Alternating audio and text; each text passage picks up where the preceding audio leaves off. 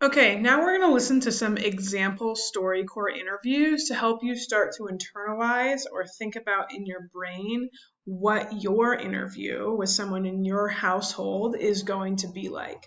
So, the first thing you're going to do is you're going to click on these links. Here's one here, and then you'll do another one down below.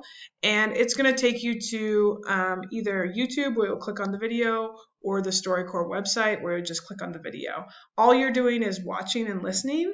And then afterwards, you can listen to it a couple times if you need to.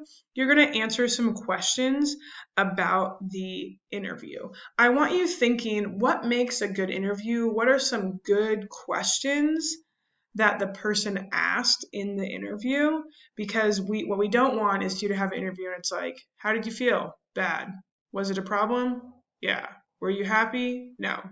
We don't want that. So, what type of questions are they asking, and what makes this an interesting interview? And then, like, more importantly, why is their story important? What did you think about their story, and why was it important? So, you're simply going to do this for 2 videos, and then you'll have a mastery check that's pretty open ended. And you're just going to write 3 sentences for each of those answers in your mastery check, and that's it. So, click on the 2 links.